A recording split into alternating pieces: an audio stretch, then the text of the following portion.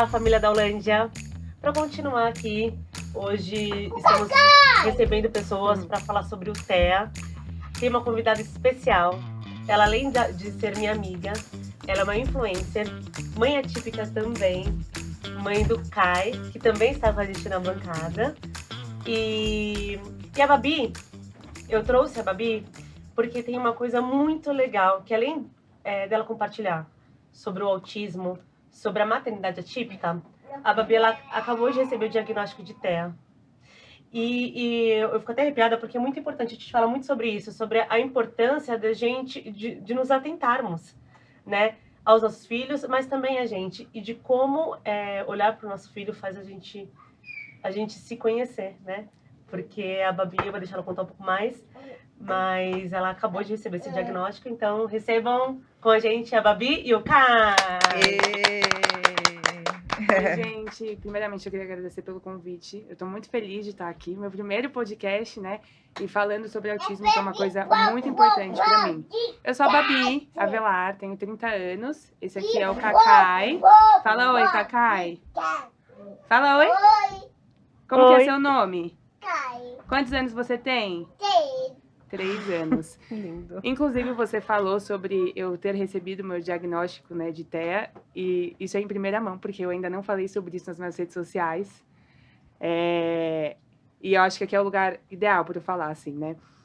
E aí eu queria falar sobre a questão do luto, porque o luto, ele existe. E ele existe com todas as pessoas. Só que o luto não é... Ele vai estar nas pequenas coisas, né?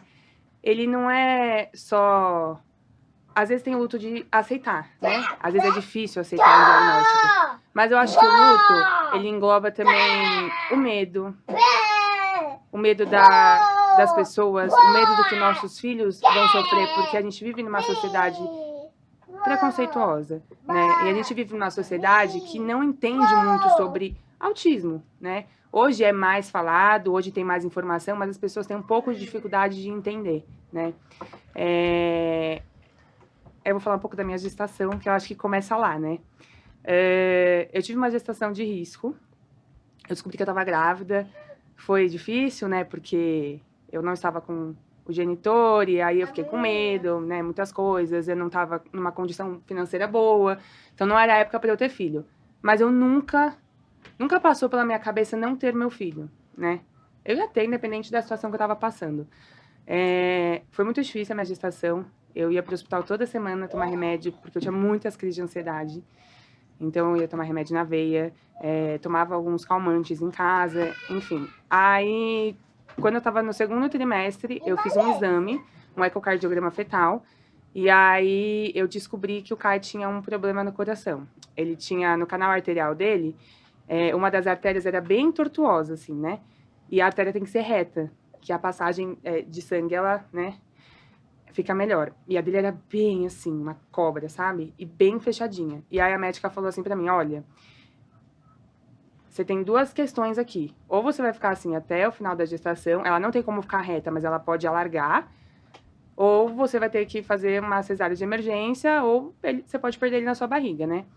E aí, naquele momento, eu fiquei assim, morrendo de medo, né? Porque ninguém quer perder um filho. E aí ela falou, uma das maiores causas é o estresse. Entre outras questões alimentares. E naquele momento eu me culpei muito, porque eu vivia muito estressada, eu vivia muito ansiosa por questões com o genitor, né? Só que eu fiquei com tanto medo de perder meu filho, que eu falei assim, não vou me estressar mais. A partir de hoje, nada tira a minha paz. Aí eu fiz algumas mudanças na alimentação, falei, não vou me estressar mais. Mamãe! Lindo. E aí eu tinha que fazer um acompanhamento semanal, então toda semana eu ia refazer esse exame. E aí eu lembro que nessa semana que passou, eu falei assim, não vou me estressar. Parecia um Buda, assim. E aí na semana... tava assim. Aí na semana seguinte eu voltei para refazer o exame e aí a artéria dele tinha alargado muito, assim. E como tava antes, tava bem arriscado. E aí ela falou assim, agora você já não tá num risco muito grande. E aí eu fiquei emocionada, porque aí eu falei assim, olha realmente como o estresse, como o emocional afeta o nosso corpo, né? E aí aquilo foi a minha motivação. Então eu falei, agora nada me abala mais. É óbvio que a gente não tem o controle de tudo. Então eu tive meus altos e baixos, mas no geral eu tentei ficar melhor. Cada vez que eu fazia o exame, tipo, melhorava mais até uma hora que estabilizou. Eu não podia passar de 39 semanas.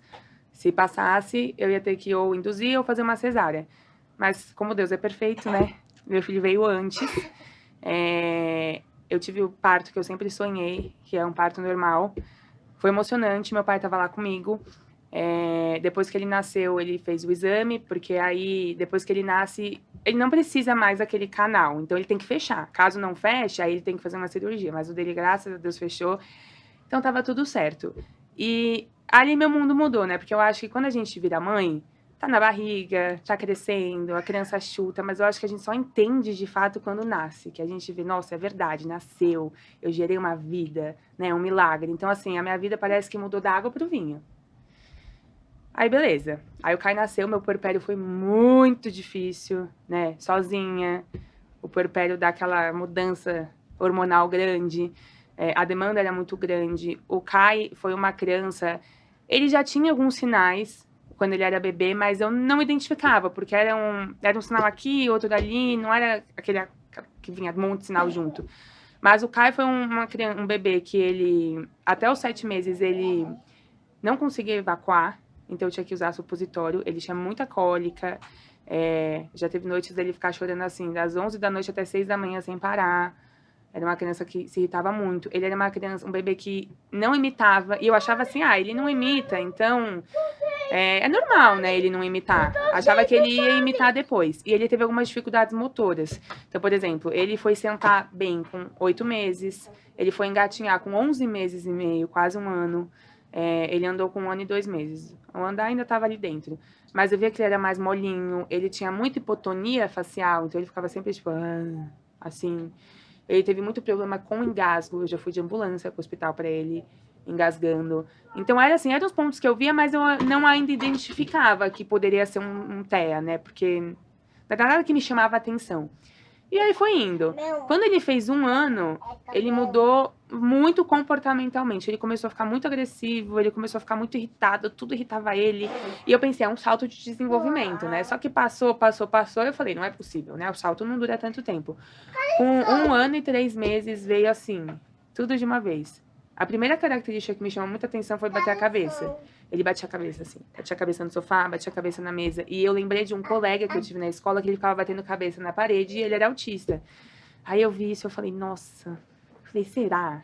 Aí começou as estereotipias, as outras. Então ele ficava girando no próprio eixo, ele balançava muito a cabeça assim, ele fazia muito flapping, ele começou a andar na ponta dos pés, ele parou de socializar. Ele socializava, ele parou totalmente de socializar. As poucas palavras que ele sabia falar, ele parou totalmente. Tipo, nem mamãe. Eu ficava, meu Deus, filho, mamãe. Ele ficava assim pra mim. Ele começou a ter muita sensibilidade com sons, com luz. E o Kai, ele ficava muito assim, né? E de início eu achava que ele tava com alguma coisa no ouvido. Uma dor, uma otite. Só que eu vi que foi passando e continuava. Aí eu falei, é o som. Então, texturas, massinha, tinta, ele não gostava. Muita sensibilidade na cabeça. Teve muitas coisas, assim. E aí, na hora que eu vi, veio, assim, tudo de uma vez. Eu falei, ele é autista. Eu não tinha um conhecimento sobre autismo grande, mas eu sabia o básico. Eu falei, ele é autista. Então, eu comecei a anotar tudo que eu via nele e gravar o que eu conseguia. Aí, eu levei pra médica dele. Só que eu não falei sobre autismo. Pra não induzir, né? Sim. Falei, olha, o Kai tá assim, assim, assado, fazendo tudo isso. Fiquei umas 2 horas lá. Aí, ela falou, o que você acha? Eu não acho nada. O que você acha? Ela, olha, tudo que você me falou, sem tirar nem pôr, são características de autismo. Aí eu, pois eu acho isso. Eu só não falei pra não induzir. Aí nisso a gente começou uma investigação. O Kai participou de 2 projetos que estudavam o desenvolvimento de bebês. Então ele começou já novinho, bem bebezinho. Aonde? E um chamava Florear, que estudava bebês que tinham irmãos autistas ou pais com TDAH, para ver qual que é a propensão disso, né, na criança. E o outro, crianças, tipo, típicas, que não são prematuras, mas para ver também como é seu desenvolvimento. Um foi até os 2 anos, que é o do autismo, e o outro foi até os 3. E nele, ele fez todo aquele esquema passou por todas as avaliações, né? E quando você vê o gráfico dele, você vê que lá com bem pequenininho, ele começava médio, algumas coisas altas. Aí, quando veio, tipo, 1 ano e 3 meses, pá, caiu. Caiu tudo. A curva dele foi lá para baixo. E a gente ficou na dúvida, quando a gente falou sobre diagnóstico, a gente pensou na poda neural. A poda neural, não sei se vocês sabem, mas ela é quando a criança passa por algumas podas durante a vida. É quando o cérebro ele faz uma limpeza de coisas que aparentemente não estão sendo usadas. E nesse meio tempo acaba tipo perdendo algumas habilidades, é normal, mas depois volta. Então a gente pensou, será que é a poda? Vamos esperar, né? Só que passou e ele não ia recuperando aquelas habilidades, ele só ia perdendo cada vez mais, né? E você pensa, como uma criança perde habilidade, né? Quando ela para de fazer uma coisa que ela já sabe fazer, né? Mas é normal no espectro. Eles falam que é autismo regressivo, né? E aí, enfim, perde, recupera.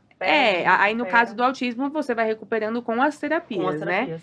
E aí foi isso, aí ele teve essa queda na curva, e aí quando ele terminou o florear, ele já tinha um diagnóstico, que ele pegou com 1 ano e 10 meses, mas ele deu lá que, tipo assim, ele tinha características de autismo, e aí depois no Germina, que é o outro, ele terminou recentemente, o dele também deu.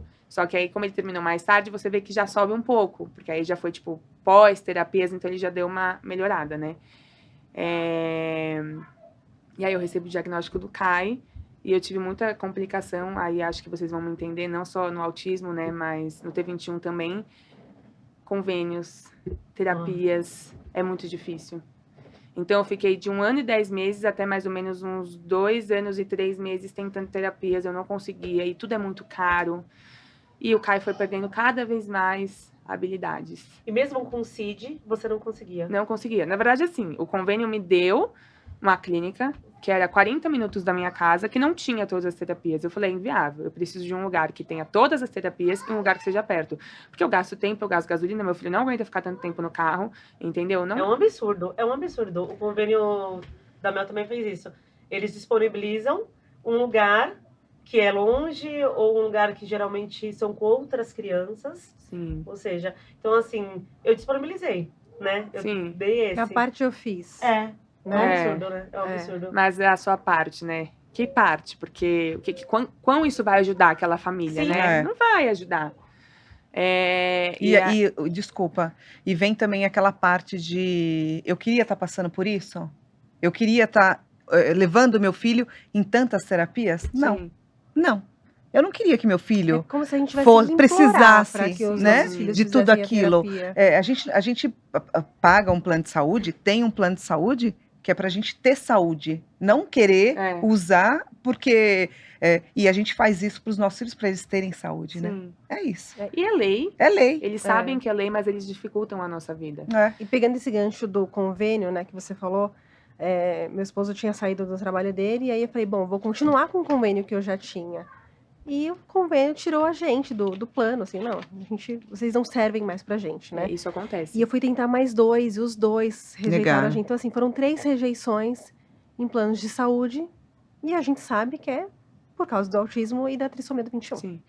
E isso de ter sido rejeitada acontece muito, de terem tirado do plano acontece muito. A criança tá no meio da terapia e eles cancelam. Eles não podem fazer isso. Não pode. E aí fica...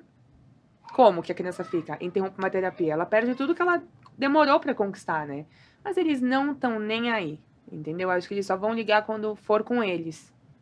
Porque assim, com certeza, eles têm muitos processos em relação a isso. Sim. Muitos processos. Sim. Porque, né, é um absurdo a gente precisar, foi o que a Ana falou. Você paga um convênio, porque nossos filhos precisam, para eles terem qualidade de vida, e o convênio, é muito contraditório o convênio mesmo, não dá essa qualidade de vida, ele bloquear, ele fazer dessa forma, né, que negar, né, a gente vê, nega convênio, negam vagas em escolas, ou seja, a gente precisa trabalhar muito, falar muito sobre tudo isso, sobre a T21, sobre o autismo, porque o mundo ainda precisa Muito, aprender. tem muito. E eu acho que evoluir. que entra também numa questão de, eu vou tentar cansar essa pessoa, essa mãe, esse pai, para eles desistirem, né?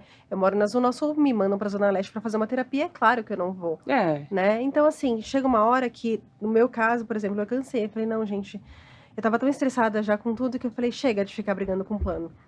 E aí eu encontrei uma clínica que me deu um apoio, que me deu uma bolsa e que hoje eu consigo fazer a terapia dos meus filhos ali, porque pelo plano, além de eu ter ficado sem, eles me mandavam zona oeste, zona leste, zona norte, e eu moro na zona sul. E então, assim, eles conseguiram fazer com que eu cansasse realmente. Sim. Pra mim, o cansar ia ser inviável, né? Eu tava muito disposta. E eu tentei contato com o convênio várias vezes e eu não consegui. E nesse momento da minha vida, eu vi meu filho regredir e foi um momento que eu comecei a pensar muito, eu comecei a me culpar muito. E aí eu vou falar assim, o autismo, ele tem uma causa genética. Mas ele tem causas ambientais também. Tem fatores ambientais que favorecem, mas você tem que ter o genético ali. Então, por exemplo, eu tive uma gestação complicada, eu tomava medicação na veia, isso tudo interfere, né? E nesse momento eu comecei a me culpar muito. Nossa, meu filho é autista por minha causa, tive muitos problemas de gestação, fora a gestação, antes da gestação sempre tomei muito remédio, por conta da depressão, então eu comecei a me culpar, né? E aí, pra mim, acho que esse momento, eu vivi um momento de luto grande, assim, só que eu tava muito disposta a proporcionar uma vida melhor pro meu filho. Eu falei, não quero que meu filho não tenha essa oportunidade, sabe? Então, assim, se foi culpa minha, eu tenho que mudar isso. Hoje, eu sei que não é culpa minha, na verdade, eu nem fico pensando muito nisso, pode ser... Eu sei que tem a causa genética, hoje mais ainda, né? Mas ele tinha que vir assim. Ele tinha que vir assim porque ele me ensina muito, né? Então, tipo assim, eu tinha que ter o Kai autista. Sim. Entendeu? E aí eu falei, bom, o que eu posso fazer? E aí eu fui atrás de advogado, né? Só que advogados são caros. E aí eu consegui uma indicação de um advogado maravilhoso. E eu entrei com o processo em 2 semanas. Nossa, foi aprovado, rápido. foi muito rápido. Eles nem contestaram. Depois de 2 semanas a clínica me ligou e falou, olha, o convênio aprovou, pode começar na segunda-feira. Muito legal para os pais que estão assistindo, para que não desistam. Você chegou a recorrer à ANS? Não. Não, você já foi direto para advogado. Fui direto para advogado. E eu achei que fosse demorar, porque o meu convênio é bem complicado, assim. Mas eu vou falar, é muito. O Kai, ele tem muitas horas, né? De terapia. É muito dinheiro, gente. É muito dinheiro. Eu não teria condição de pagar. Então, assim, graças a Deus eu consegui. Mas tem gente que não consegue. Tem que depender de um sistema público. A gente sabe como é difícil. Sim. Mas eu falo, quem não consegue, tenta fazer em casa alguma coisa. Informação tem. Tem informação na internet, tem informação em um monte de lugar. Tenta fazer o básico, porque o básico já ajuda. Sim, sim. É óbvio que você precisa... O Kai tem uma equipe multidisciplinar. É óbvio que você precisa de uma equipe multidisciplinar. Mas o básico, ele já ajuda. Toda essa construção que você tem com o seu filho dentro de casa, primeiro você se atentar ao diagnóstico. Segundo, você aplicar isso dentro de casa também. Mas assim, a criança, ela aprende muito brincando. Uhum. Né? Ela aprende muito fazendo. Eu sempre falo, que terapia não é só dentro da clínica. Terapia na clínica, terapia na escola, terapia em casa, terapia com na todo rua, mundo. E assim, a terapia, todo mundo tem que saber a terapia. Porque é uma coisa que eu falo. Eu cuido do meu filho, eu sigo muito o que eu aprendo, eu sigo muito o que eu vejo na clínica também. E aí eu passo isso muito pra minha família. Eu falo, não é pra fazer isso. Não é pra fazer isso. Porque eu sei o que isso vai acarretar no meu filho. Então, assim, todo mundo tem que aprender também. Sim. Não é só a mãe, o pai, o avô, o tio, o primo, a irmã. Todo mundo tem que aprender. Porque se a pessoa não segue aquele ritmo, ela já quebra tudo aquilo, entendeu? Que você tá construindo. Então, tem que ter um esforço de todo mundo, né? Todo mundo tem que se interessar em participar, em ajudar. Tem que ter esse esforço. Por isso que o conhecimento sempre é bom, né? Todo mundo precisa do conhecimento. Sim. Não só uma família típica, né? Por exemplo, os avós, quem convive com o Kai, quem convive com a Mel, quem convive com os nossos filhos. Porque, sim, eles precisam justamente para que tudo aconteça, mas eu posso trabalhar com uma pessoa com deficiência, eu posso encontrar no mercado uma pessoa autista. Eu preciso. Sim. Eu preciso entender um pouco. Gente, isso... é regra básica para a sociedade mesmo, né? Pra gente conseguir construir. Às vezes as pessoas ficam, eu não tenho na família, então não preciso aprender. Sim. E às vezes muitas pessoas, elas esquecem de que eu virei uma mãe atípica. Eu não sou uma criança, eu não fui uma criança atípica, não sou uma pessoa atípica, mas eu criei, eu tenho a Mel, que ela é uma criança atípica. Mas eu também posso, amanhã, ser uma pessoa com deficiência. A gente não sabe o que pode acontecer. Então, só se acontecer, eu vou começar a pensar? Eu sigo uma moça no Instagram, ela é nova, ela é bem novinha. E linda ela, linda, linda, linda. E ela... E ela perdeu uma perna. Ela perdeu uma perna. E você falando sobre isso, me veio isso na cabeça.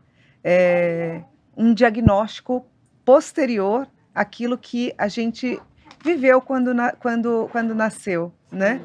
E você tem esse diagnóstico também, Sim. né? Eu não sei se é falado como diagnóstico tardio. É assim? É diagnóstico tardio, E você foi diagnosticada com TEA Foi. também, Uhum. num diagnóstico tardio, com 30 anos? É.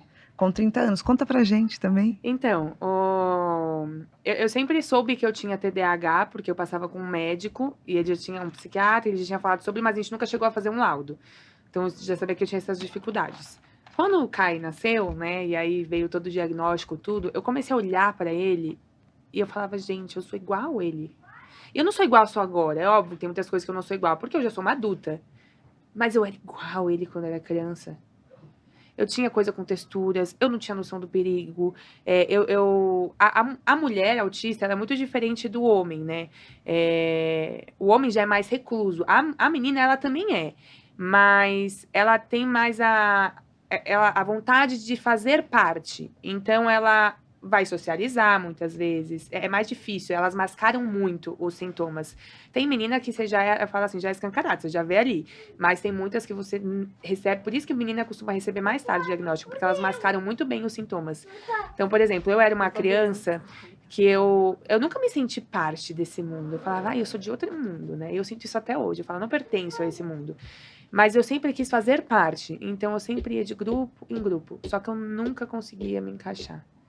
E eu sentia que eu fazia aquilo, eu falo, a gente vai internamente, a gente tá acumulando e não percebe. Então, às vezes você vê, você fala assim, nossa, mas ela tá super bem, tá socializando, mas por dentro Você tá é um exausta, né? exausto. Você tem muito mais burnout, sabe? Então, assim, é um negócio que derruba a gente, sabe? Então, eu tenho algumas, assim, eu nunca mantive muita amizade, sabe? Eu tenho amigas, assim, de muitos anos, mas normalmente eu acabo me separando das amizades. Eu sou muito intensa, eu sofro muito. Eu sempre falei, as pessoas sempre falaram pra mim, você é muito dramática. E eu falava, eu não sou. Eu só sinto demais. E eu não queria sentir demais, mas eu sinto demais. As pequenas coisas me afetam num nível muito grande. E aí, com 9 anos, eu tive depressão. Eu tentei tirar minha própria vida, e aí foi um ciclo ali, né, de várias vezes, e assim, muito nova, né. Hoje eu vejo que isso é uma característica muito grande no autismo, principalmente nas meninas, porque a gente vai acumulando essas coisas, né. Então, a depressão, a ansiedade, ela vem muito ali com o autismo. Então, eu sempre me senti muito insuficiente, que eu não ia conseguir fazer as coisas. Eu sou assim até hoje, eu sinto que, tipo assim, nada vai dar certo na minha vida, sabe? Eu falo assim, com 30 anos, tipo assim, não conquistei ainda grandes coisas. Será que não vai dar certo, sabe? Eu tenho esse pensamento mais... E não é uma coisa que eu gosto de ter, mas quando eu vejo, já tô ali tomada pelos pensamentos. E aí, enfim, eu comecei a me ver muito no meu filho, comecei a olhar para essas características minhas e eu falei, eu acho que eu sou autista. Será que eu sou autista? Eu falei, não sei, né? E aí eu comecei a falar com a neuro, onde meu filho faz terapia, e ela falou, vamos investigar, né? Vamos investigar. E era muito engraçado, cara. Toda vez que a gente passava... Eu fiquei 2 meses, né? Uma vez por semana, eu ia lá. Toda vez que ela fazia uma avaliação, a gente ria, mas ria tanto. E ela falava, você é muito engraçada, né? Porque era muito engraçado. Eu ficava assim, e ela falava assim, toda vez que eu te avalio, eu tenho mais certeza que você é autista. E era assim, sabe quando você fica desesperada, que você começa a rir de desespero? E aí ela fazia perguntas, e eu ficava assim, eu sei isso, mas eu não lembro. Meu Deus, eu sou muito burra, não é possível. Aí eu ficava assim, meu cérebro não funciona, cara. Aí eu, tipo assim, cérebro, funciona? Pelo amor de Deus, porque assim, eu sei isso, são umas coisas que você vê, que você fala assim, não tem como eu não saber isso, sabe? Como eu errei isso? Como eu Como deixei passar que eu não sei isso? Qualquer pessoa É. saberia responder, mas não é que eu não sei, eu sei, mas parece... Sabe quando você estuda pra uma prova? Eu sei tudo, você chega na prova, parece que você esquece tudo. Você fala, não é possível. Eu estudei, eu sabia. Acho que aquele misto de ansiedade, nervosismo, era assim. Então eu ia fazer as avaliações, eu falava, mas eu sei isso. Aí eu ficava nervosa, eu ria, era um negócio assim, ela falava, eu sei que você sabe. Eu sei que você sabe. Porque quando eu não sei, eu sou muito assim, não sei. Eu não sei mesmo, isso eu nem lembro disso. Aprendi isso alguma vez, assim, eu já sou assim, a sincerona. Mas quando eu sei, eu não lembro, e a gente começa a se criticar muito, a se culpar muito, assim, por que que não funciona a minha cabeça? E ela falava assim, fica tranquila. Você não é burra, você sabe, entendeu? Não fica se autocriticando, se julgando. Eu sei que você sabe, eu sei que você vai sair daqui, você vai lembrar de tudo que você não lembra, entendeu? Mas qualquer pessoa, trabalhar sob pressão é muito difícil. Muito, É horrível. Muito, mas pra gente intensifica mais. E aí, enfim, a gente foi avaliando. Ela até suspeitou de isso, eu acho uma coisa muito interessante pra falar. Eu fiz um teste que inclusive chegou no Brasil recente sobre borderline, né? E eu lembro que quando eu fiz, eu fiquei depressiva só de fazer o teste, porque assim, tudo era negativo meu no teste. Eu falava, meu Deus, eu vou dar um borderline com certeza. E ela falou que quando ela viu o meu teste, ela falou, nossa, ele até apontou lá para borderline. Só que tem muito diagnóstico errado, porque a pessoa autista não é borderline. Não tem como ser. Ou você é borderline ou você é autista. E tem muito diagnóstico errado de borderline, que na verdade é autismo. Nossa, Porque eu o já pensei. borderline, ele tem muito essa tendência suicida, Isso. de tipo assim, não sentir que é suficiente. Tem muitas coisas assim bem pra baixo. Só que isso é uma característica do autismo. Por isso que você investiga um todo, sabe? E aí, no final, ela viu que realmente era o autismo, o meu TDAH é uma comorbidade do autismo. E aí, eu sou autista, né? E muita gente fala, ai, mas receber um diagnóstico tardio, o que vai fazer diferença? A gente faz muita diferença. Faz muita Olha, diferença. E assim, por que eu entrei no assunto dessa moça, né?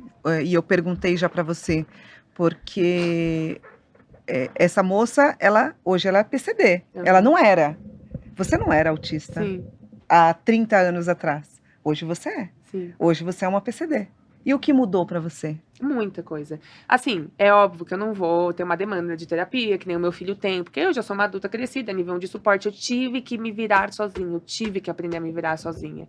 Eu não tive opção, entendeu? É óbvio que se eu fosse um nível 3 de suporte, talvez tivesse uma DI, não ia ter o que fazer, mas assim, eu precisei de muito suporte, só que eu não tinha o suporte. Houve muitas vezes que eu era preguiçosa, que eu não conseguia fazer as coisas, que eu ficava procrastinando, e não era essa dificuldade que eu tinha realmente, que faz parte do TEA. Então hoje, eu acho que tirou um peso das minhas costas, sabe? Eu me entendo mais, eu vejo que eu não sou, eu me achava muito burra, tipo, eu não sou burra, eu não sou preguiçosa, assim. Tudo fez sentido, tudo né? faz sentido. E te ouvindo falar assim, eu até comento sempre com as meninas, eu falo, gente, eu tenho autismo. Mas te ouvindo falar, me dá até uma vontade a mais e me inspira a ir atrás do meu diagnóstico, porque tudo começa a fazer sentido. Muitas coisas que você falou, eu falo, gente, sou eu, assim, eu me vi muito em você agora, nas suas falas, nos seus medos e nas ansiedades. Então, assim, inspirada em você, eu vou atrás do meu diagnóstico, porque eu tenho certeza que vai me libertar também. Sim. Eu acho que o diagnóstico liberta e te ouvindo falar me fez repensar, porque às vezes a gente fala, tudo bem, mas o Theo tem TEA, né? Mas eu também me vejo nele. Então você se viu no Kai, eu me vejo no Theo, e eu me vi agora em você, Sim. né? Então, assim, tá servindo como inspiração, e depois a gente volta aqui para falar. Nossa, gente, do diagnóstico. Não, e falando de libertação, né? Eu acho que você se libertou de algo que para você, na sua cabeça, tinha alguma coisa, existia. Sim. Você precisa se libertar disso. Na minha cabeça, né? Eu sei que eu tenho. Eu não tenho o papel ali, Sim. o diagnóstico, né? O laudo. Mas na minha cabeça, eu olho pro Theo e eu falo, gente, quando eu me vejo na infância, na adolescência e até na época de escola, eu falo, os meus pais, eles não tinham essa visão do que era autismo, porque é algo que veio, né, a ser falado recentemente. A professora chamar minha mãe para falar, nossa, ela é muito quietinha, mas eu me relacionava com pessoas, e isso que você falou de se relacionar com pessoas, mas não se sentir parte, muitas vezes eu entrava em grupos e eu falava, gente, mas o que eu tô fazendo aqui? Isso começa a causar um cansaço mental e físico e psicológico, que você chega no final do dia e fala, nossa, eu tô exausta. E tem uma amiga que trabalha comigo, a Dani, e ela, terça-feira foi aniversário de uma amiga nossa, ela falou assim, hoje eu me preparei para socializar. E ela tem TEA e altas habilidades. Então, assim, ela já tinha se preparado para aquele dia, para ir almoçar com a gente. Porque ela se entende, porque ela se respeita. Sim. E você vê que cada passo que ela dá, eu pedi um material para ela falou assim, para quando você precisa? Eu falei, pra É tipo a semana que vem. Ela, não, previsibilidade, pra né? quando você precisa? E aí, quando eu falei a data, ela foi no celular dela e marcou na agenda. Então, quando a pessoa tem o diagnóstico, ela se entende melhor e tudo faz sentido e fica mais leve, né? Isso é pro pai, né? Pro pai e pra mãe também é libertador. Tem aqueles pais que têm medo do diagnóstico Do filho. Tenho medo de receber o sim. Eu tive medo de Eu acho receber o que o diagnóstico. preconceito, muitas vezes, está mais nos próprios pais do que na sociedade. Eu acho que tem muito, assim, eu vejo muito, tipo, eu convivo com muitas pessoas, principalmente os homens, né? Não, meu filho não é. Meu filho é perfeito, ele não é. Tipo assim, como se não fosse ser perfeito, só porque autista não é perfeito. Ele é Perfeito perfeito. do jeito que ele é. E ele sempre vai ser uma criança, gente, pelo amor de Deus. Eu já acho um absurdo como alguém consegue julgar uma criança inocente, que acabou de chegar nesse mundo, né? E mais ainda por ter alguma deficiência, enfim. Mas é muito enraizado na nossa cultura. Eu acho que no lado masculino mais ainda, que muitas vezes acaba influenciando a mãe, né? A mãe acaba aceitando, porque o pai, tipo, né? O pai não aceita, então vou aceitar o que o pai quer, assim. É triste, porque triste, você atrasa muito, assim. E fazendo um adendo aqui, você falou de data e tudo mais. Eu sempre tive muita questão de organização, então, tipo assim, alguns toques, sabe? Eu sempre vi muita gente me julgando por isso. Tipo, se eu vejo o quadro torto, eu preciso arrumar aquele quadro, porque senão eu passo mal, assim. E falando nisso, eu tô assim, ó, querendo fazer assim com essa cadeira. É isso. Atraso te incomoda? Atraso me incomoda, só que é até engraçado, eu sou uma pessoa que me atrasa muito hoje, mas é porque eu tenho um filho que demanda muito de mim. Mas eu sou muito. Porque eu passo muito mal. certinha, Quando o Gustavo assim. atrasa, eu falo, gente, começa a me dar um mal-estar e vira briga. E é uma coisa que é involuntária. Se eu marquei um horário, eu preciso chegar naquele horário. E se o outro se atrasa comigo, meu Deus, pra mim é o fim do mundo. Eu sou assim também. E aí, eu tinha falado sobre luto lá atrás. É engraçado. Quando eu recebi o meu diagnóstico, eu entrei num luto que eu não tinha entrado no do meu filho. Porque eu acho que quando a gente é adulto é diferente. Quando é criança, você tá lá, você fala, eu vou proteger meu filho. Eu vou proteger o máximo que eu puder. Óbvio que, tipo assim, da porta de casa pra fora, a gente é difícil proteger, né? Quando tá com a gente é uma coisa, mas assim, vai crescendo, tem coisas que já não, né? Mas a gente já é adulto. E quem vai te proteger, né? E aí eu fiquei assim, nossa, mas e se as pessoas, eu já tenho dificuldade de me relacionar com as pessoas, né? E assim, meu sonho da vida é casar, tá? Daí eu fico assim, e agora? Será que meu diagnóstico ele vai atrapalhar? Será que as pessoas não vão querer estar comigo porque eu sou autista? Porque elas vão ter preconceitos? Então, assim, eu entrei num luto, gente, grande. Por isso que eu demorei pra falar, mas eu já tava assim, vou querer falar, e essa foi a oportunidade. Mas, assim, é muito doida a diferença de receber um diagnóstico de uma criança e receber o nosso próprio diagnóstico. Eu É entrei libertador, mas vem um monte de questionamentos também, libertador, né? que a gente se entende, mas é um luto, eu vivi um luto, assim, que eu não imaginei, assim. De início, ela deu e eu fiquei, tipo, tá. Sabe quando você não pensa nada? Eu não conseguia pensar nada, tipo, porque eu meio que eu já sabia, mas quando você pega o papel é outra coisa, né? Eu fiquei, não sei o que eu penso sobre isso. E eu fiquei uma semana assim, tipo, toda vez que eu tentava pensar, eu dispensava, né? Falava, não. Falava, não consigo. O que eu penso sobre isso? Daqui a pouco eu comecei a pensar, eu comecei a ficar mal. E hoje? Eu fiquei mal. Eu tô num processo ainda, eu acho, assim, sabe? Tipo, é um processo de conhecimento. É uma nova eu agora, né? Então eu tô nesse processo, assim. E aí tem uma questão, né, que eu lembro que quando eu comecei a investigar o Caio, eu comecei a comentar com algumas pessoas, olha, eu acho que o Caio é autista. Cara, esse é um comentário que eu sei que muitas pessoas ouvem e é muito triste. Tipo, não sejam esse tipo de pessoa, pelo amor de Deus. Nossa, seu filho nem parece autista. Não tem cara de autista. Nossa, mas ele é tão inteligente. Gente, autista não tem cara. É óbvio que às vezes tem crianças que têm alguma outra deficiência que pode, né, tá ali presente no facial. Outra coisa, autista não tem a falta de inteligência. Ao contrário, se vocês pesquisarem, né, mais, o autista é muito inteligente. Muitas vezes mais inteligente do que crianças típicas. E eu falo que o Caio é um exemplo, porque o Caio na escola tem coisas que ele faz melhor do que todas as crianças da sala dele. Quando eu lembro ano passado, quando a professora começou a ensinar as vogais, o Caio já sabia o alfabeto inteiro. E ele aprendeu sozinho, não fui eu que ensinei. Tudo ele chega e ele faz muito rápido. Ele terminou, as crianças estão começando a fazer. Então ele é muito avançado para a idade dele. A gente até duvida que ele tem alguma coisa de Altas altas habilidades, um É. QI bem elevado, só que é coisa que a gente vai investigar mais pra frente, porque ele é muito pequenininho, né, hiperativo, não para quieto. Mas assim, os autistas, eles são muito inteligentes. E essa fala, pra mim, é muito capacitista. Muito. Tipo assim, não tem cara... Nossa, mas é tão inteligente. Isso dói, gente. Isso dói, né? E parece que a pessoa ela fala querendo agradar.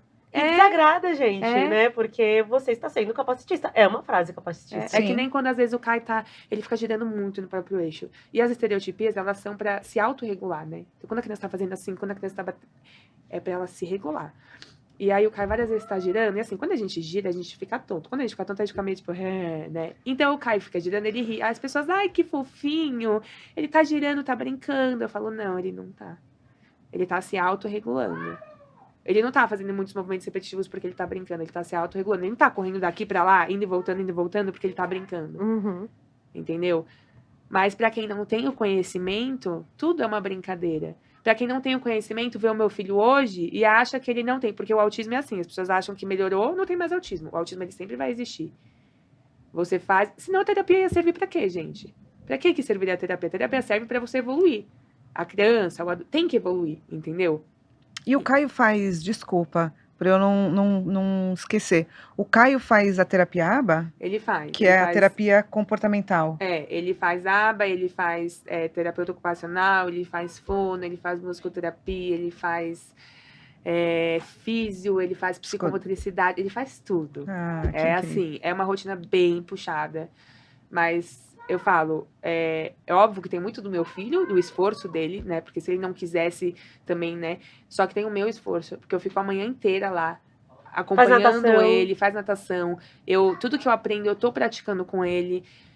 Então, o meu filho evoluiu, eu acho que muito por mim, muito por ele, muito pela equipe, né, que ele tem. E ele evoluiu muito. Se vocês vissem o Kai há 1 ano, era outra criança, assim. Ele evoluiu muito. O Kai não falava, né?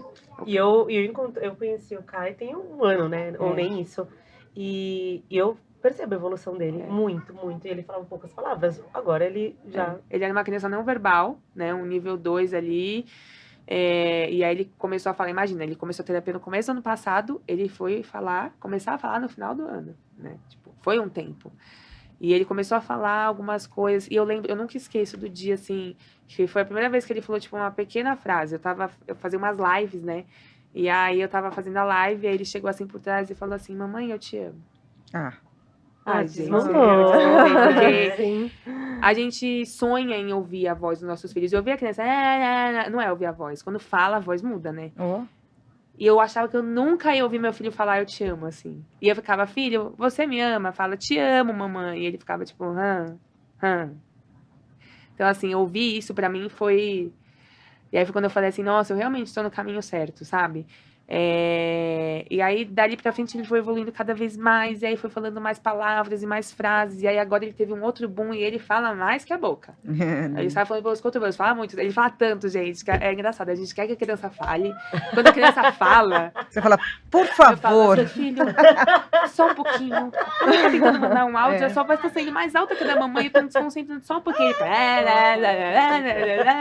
Ele adora cantar, ele fica cantando, dançando. Ai, gente, é uma coisa, assim. Ô, Babi, e muito legal que você falou sobre ser o autismo, né? O TEA genético. Sim. Fala um pouco sobre, porque eu, né, conheço pouco, tô aprendendo muito aqui com você, com vocês. E na T21 tem a livre, né? Que não se explica, então não é genético, nem Deus. Só Deus explica, nem a medicina consegue explicar. Uhum. E tem a deslocação, que aí sim é genético. Eu queria entender um pouco no TEA, como que funciona. Eu não sou nenhuma especialista, tá? Mas eu vou falar um pouco do conhecimento que eu sei. Quando você tem a causa genética, você tem que ter a propensão a ter, né? Então, às vezes, a criança é autista, a criança vai nascer autista, e aí você vai falar, nossa, mas o pai não é, o irmão não é, o tio não é, mas alguém lá atrás foi. Isso tá isso tá no DNA, assim, né? Sim. Então você tem. É tipo gêmeos, por exemplo. Que nem gêmeos. Você tem gêmeos. Eu sou gêmea. E aí você falam que pula uma geração, né? Então, assim, você é gêmea, Você não vai ter filho com, mas talvez seus netos vão ser. Porque tá ali, segue uma linhagem, né? Hoje em dia também falam que gêmeos não tem mais uma coisa tipo, às vezes você não tem gêmeos nenhum na família e você tem. Mas o autismo você tem que ter a base genética. Alguém com certeza na sua família tem, às vezes nem sabe, até porque antigamente, né? Então lá seus antepassados, não tinha estudo. Lá seus antepassados, pode ter alguém. Não tem um exame que detecta autismo, mas tem alguns exames, inclusive tem algumas coisas novas vindo aí que falam que dá para detectar. Mas tem alguns exames que você consegue ver algumas alterações, mas é óbvio que aí você vê, tipo, tem autistas que eles têm outras coisas ali juntos que vai causar mais alteração, né? Mas quando você tá atrás de um diagnóstico, eles muitas vezes pedem algum exame assim e falam que, tipo assim, se sai alguma coisa, não necessariamente vai ser autismo. Se não sai, pode ser que seja. Justamente porque ele não vai aparecer ali no exame. Mas você tem que ter a causa genética. E aí, você tem que ter o fator genético. E aí, o que acontece? Você tem o fator genético. Pode ser que você nasça autista, ou pode ser que não. Só que aí você tem os fatores ambientais. Alimentação, problemas de saúde, uso de álcool, de remédios, um monte de fator realmente ambiental que pode influenciar. Aí você tem a base genética e você tem os fatores ambientais. Juntos os dois, pode não dar nada, mas pode dar também. É como se aquilo fosse, tipo, potencializar. Por isso que falam assim, você nunca vai saber de onde veio, assim, de fato. Se você tem, é porque você tem uma base genética, mas pode ter sido um fator ambiental que influenciou. Então, assim, se você é autista, você pode ter certeza que alguém ali já foi autista. Olha, não sabia. Você sabia? Sabia. Muito legal. É muito interessante, né? Por isso que muitos pais têm um diagnóstico tardio, entendeu? Muito legal. E também você falou algumas coisas do Kai. Você falou assim, ele é hipotônico. E na T21 também tem hipotonia. E aí eu queria entender um pouco, vocês conseguem ver algumas particularidades, não só do Kai, mas se a gente for, eu não quero usar a palavra comparar, mas no autismo, a criança também, ela pode ter e pode não ter uma deficiência intelectual? Pode. O autismo, ele na maioria das vezes, vai vir com alguma outra coisa. Pode ser que tenha, pode ser que não tenha. Na maioria das vezes, o autismo vem com TDAH. Na maioria das vezes. Mas aí pode ter um TOD, que pode ter muito, porque o autista já tende a ser muito agressivo em algumas situações. Então, pode ter ali um TOD, pode ter um TOC, pode ter uma DI, pode ter várias coisas. É que é muito amplo, né? Tem muita coisa, não mencionamos de tudo. Mas, assim, ele pode vir, sim, com outra coisa. Mas, normalmente, vai ser decorrência do autismo. Tipo, o meu TDAH, ele é uma comorbidade do autismo, entendeu? E assim como só para não perder o meu pensamento, e assim como na T21, a criança ela tem a hipotonia, também tem algumas crianças que são mais hipotônicas que a outra, mas ela tem a hipotonia. No transtorno, no TEA... Não necessariamente. Às vezes sim, às vezes não. E aí, por exemplo, a hipotonia é uma coisa... O Kai começou a tratar a hipotonia muito antes de um diagnóstico. Porque quando ele nasceu, eu via muito sobre BLW. Meu sonho era ele comer, né? Então eu tinha o aplicativo, fazia os cortes, nunca deu certo. Desespero desse Nunca deu certo. Porque o Kai, ele comia, ele engasgava. Ele tinha muito reflexo de gaga, ele engasgava muito. Eu perdi a conta de quantas vezes eu já fiz manobra. No começo era desesperador. Depois você vai pegando a mãe e você já vai se acostumando. Mas com o Kai não funcionava. Por quê? Porque ele tinha essa hipotonia, o músculo era muito fraco, ele não mastigava, ele engolia direto. Então, com ele eu tinha que amassar tudo. Então, eu já comecei a tratar antes de um diagnóstico. Eu tratava a hipotonia, que eu não sabia que era por conta do TEA, né? Então, ele já fazia fono, trabalhava muito a musculatura, só que oscila muito. Então, melhora, daqui a pouco piora, melhora, piora. Então, ele teve os altos e baixos. Além disso, o Kai tem um adenoide grande. Tanto que ele vai ter que fazer uma cirurgia, que também é muito típico deles. O que dificulta mais ainda a mastigação, não respira nível 2. Não respira direito, por isso fica mais hipotônico, porque respira muito pela boca, não respira pelo nariz, né? Mais respirador bucal, então consequentemente aí vai ficando, né? E além de outra coisa que a gente já até comentou sobre, né? Questões alimentares que eles tendem, e isso tá tudo muito ligado, né? Você ia falar sobre Mas essa parte? Eu ia Antes? falar sobre a questão da comorbidade, né? Por exemplo, o Theo, por ele ter uma outra síndrome, né?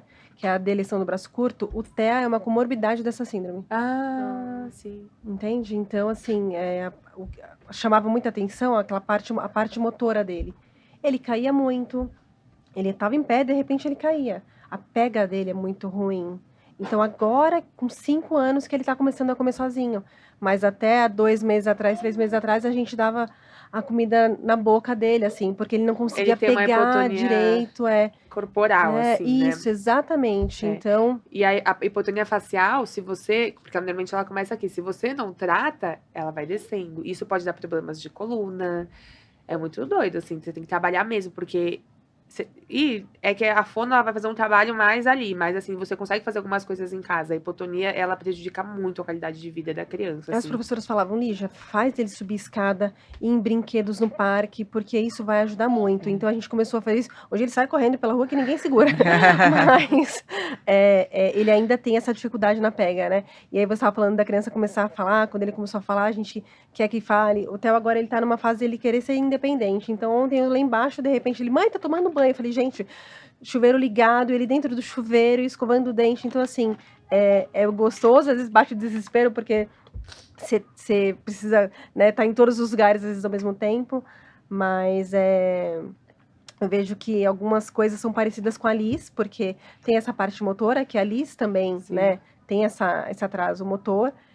E o Theo tem né, o crânio dele é um pouco menor, tem a microcefalia. Uhum. Então, assim, tem alguns fatores que são comorbidades da síndrome que, né, mas a terapia vem ajudando ele, e a gente está entendendo que essa parte dele ter mais dificuldade de pegar e de andar até, tem melhorado também. Sim. Ô, Babi, pensando aqui no que a Lígia estava falando, me veio aqui uma dúvida. Eu conheço 2 pessoas que uma não aceita o diagnóstico.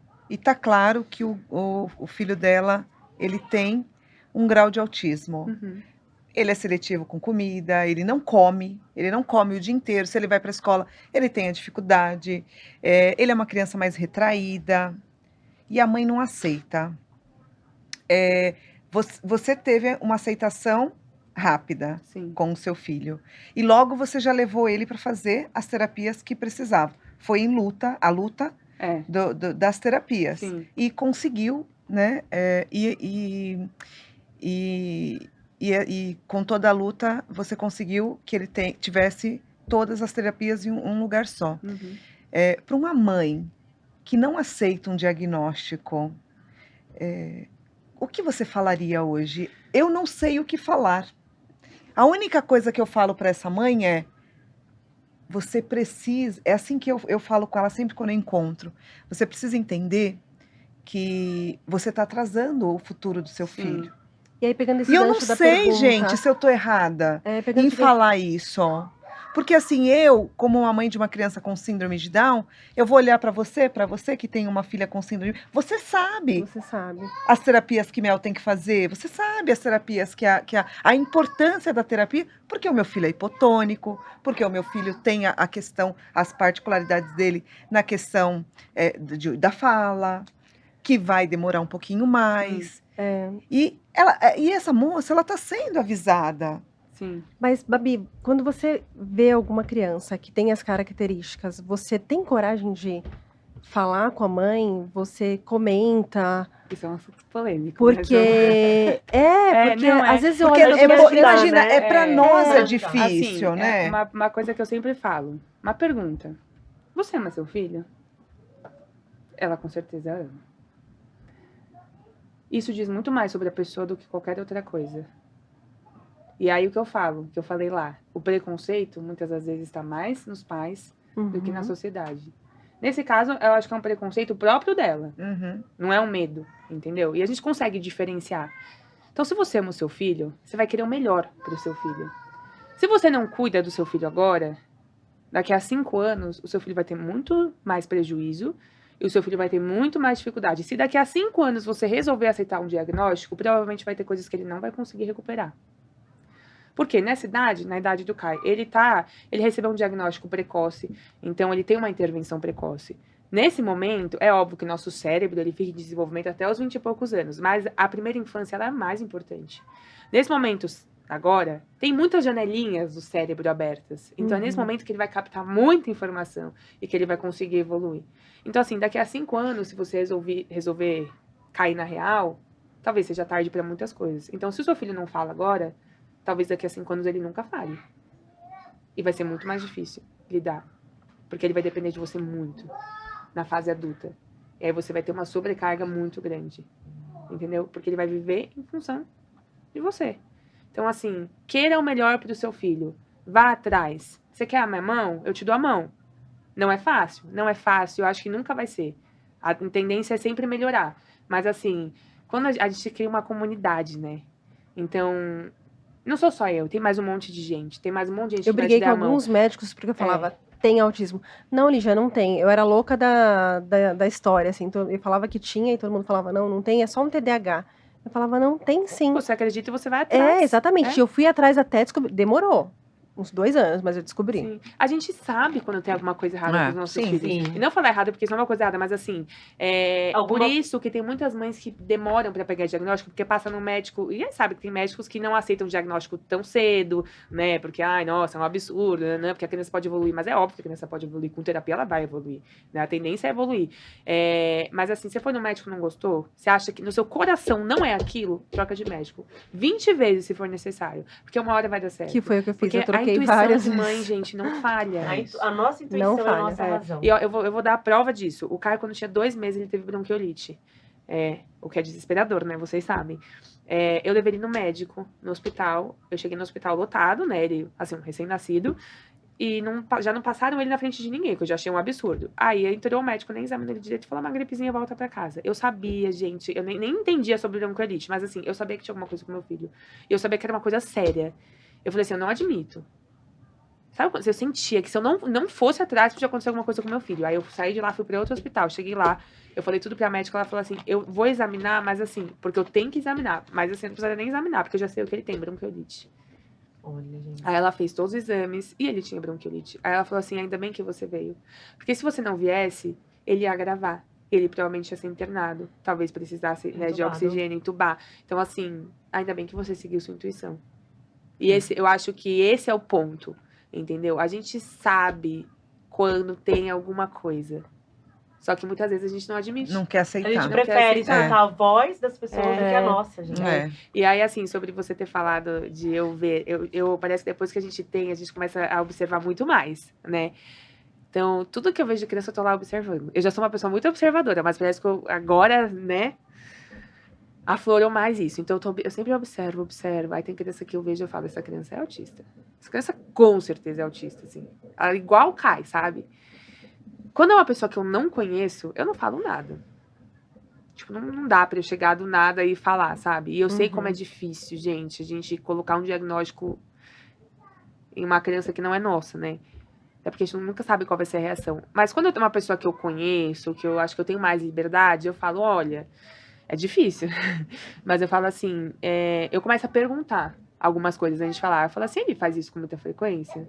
Como que ele é? Ele faz isso também? Eu falo assim, interessante, porque o Kai também é assim. Você já pensou você já falou com a médica sobre essas características? Ah, não, nunca falei. Já pensou em procurar um neuro? Não querendo colocar um diagnóstico em nada, mas assim, é interessante. Porque não tô falando que tem alguma coisa, mas pode ter.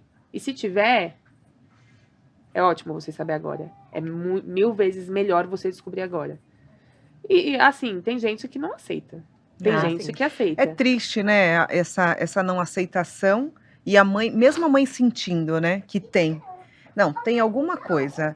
Se ele não come, se ele é seletivo, se ele faz muito isso, se ele gosta dos carrinhos, Sim, de enfileirar os carrinhos. enfileirar. Opa, peraí. Tem um que... eu conheci um que gostava muito de roda. De coisas que giram. De coisas que giram. Então, por isso que é um dos... Lembra que a gente falou sobre aquele... Eu não sei o nome. De um símbolo do autismo também? que a gente vê em alguns lugares, que é tipo um joguinho que assim. põe na mão e ele fica rodando, você fica rodando ele. É um... o spinner, eu acho. Isso. Que coloca muito Isso. no ouvido. Você Caramba, eu eles falei- gostam muito de coisas que giram. Eu assim. falei, gente, então fica por na que esquina esse dentro do carro. símbolo? Eu falo, O Caio, tá o Caio explicado, virava as aprendemos. motocas dele, ele não andava, ele virava as motocas e ficava Rodando. mexendo assim na roda. É. Então, tem, né? Essas eu só aprendi essas características porque eu convivi com crianças assim e eu vi ali. Eu tinha um aluninho, o Miguelzinho, e aí eu falava, vou conversar com a mãe, viu? Chama a mãe do Miguel pra mim, que eu quero mostrar pra ela, Sim. né? Como faz muito tempo atrás, gente, eu me formei em 2003, e aí eu falava, eu gostaria que a mãe do Miguel sentasse comigo aqui, sentasse no chão e olhasse quem é o Miguel. Porque dentro de casa, a mãe muitas vezes não enxerga. Ela acha legal Mas ele ficar rodando. Isso é a falta de informação. Quando eu recebi o diagnóstico do Caio, eu demorei um pouco na verdade, eu falei sobre nos stories, mas um tempo depois eu fiz um vídeo falando das características dele. Gente, o tanto de mensagem que eu recebi de pessoas assim, o seu vídeo me ajudou. Porque assim, eu via muitas coisas no meu filho, mas assim, tinha coisa que eu achava que era normal. Ou tipo assim, eu até pensava, mas não sei, será? Então assim, meu vídeo clareou a mente de muita gente, meu vídeo ajudou muito. Eu acho que às vezes tem a questão da pessoa não aceitar, mas muitas das vezes é a falta de informação.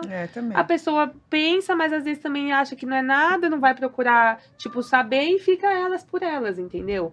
Então, é muito importante a gente falar sobre ET21, é muito importante a gente falar sobre autismo, é muito importante a gente passar informação, porque quanto mais a gente passa informação, mais a informação é passada. Com certeza. E é muito bom a gente entendeu? perguntar também, não ter receio de perguntar, porque às vezes o que parece muito óbvio, né, para a Babi, para Lígia, que convive, que tem o filho com TEA, a Babi agora com o diagnóstico, é muito importante a gente entender que parece óbvio para vocês as nossas perguntas, Sim. mas pra gente não é, né? E tem muitas pessoas que têm as mesmas dúvidas que as nossas têm receio de perguntar. E eu falo isso até na 2021, porque nós mães, nós somos as principais responsáveis em passar essa informação para frente. Eu Sim. quero que as pessoas entendam sobre a síndrome de Down. Então eu preciso, eu não quero criar uma barreira para que as pessoas tenham medo, receio de perguntar. Porque a gente tem muito medo mesmo, muito receio de errar, né? Na hora de Sim. falar alguma palavra, usar uma terminologia errada. Né? Eu sei as terminologias da T21.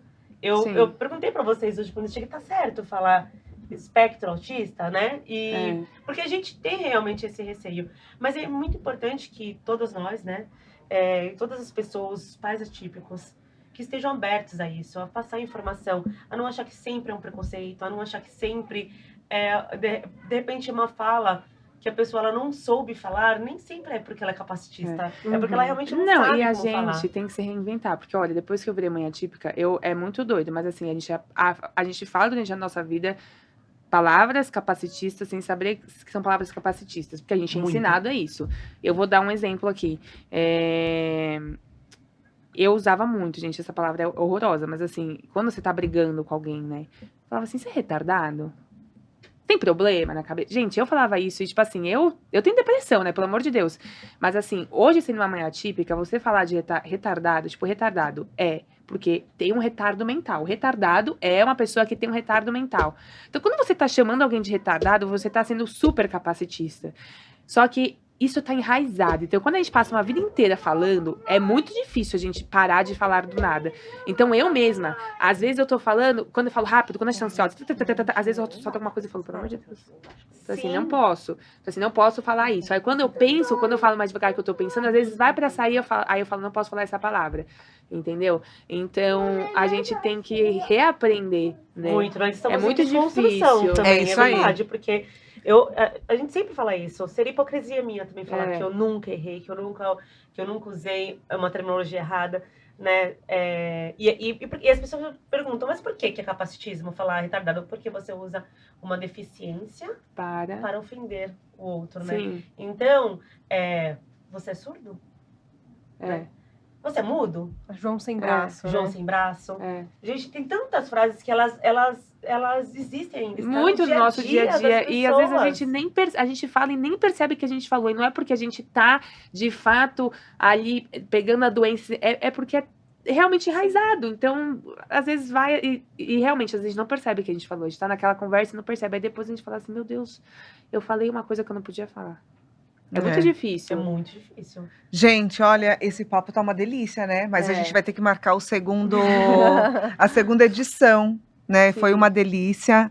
A gente tá beirando a 1 hora aí de papo. Olha como Passou tão passou. rápido, Muito né? rápido. Passou muito depressa, é uma Parece. delícia aprender. Eu amo aprender, principalmente quando se trata de um assunto que a gente vive no dia a dia.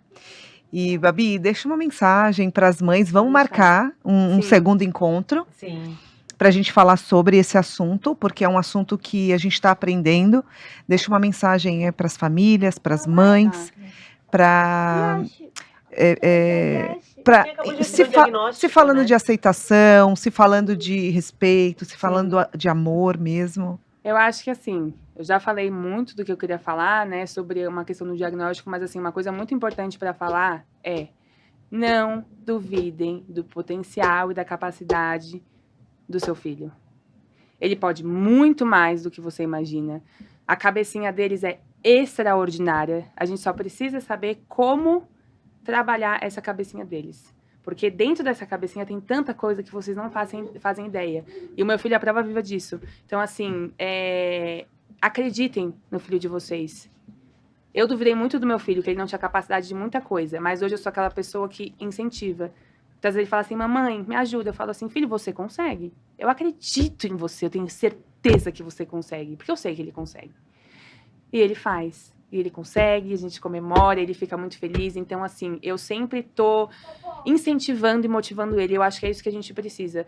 Muitas vezes a gente acha que não vai dar certo, que eles não vão conquistar muitas coisas, né? Eu achava que meu filho nunca ia falar e hoje ele fala muito. Então, assim, nunca duvidem dos seus filhos. Eles são extraordinários e muito mais do que a gente imagina. Ai, que lindo. Obrigada. Obrigada.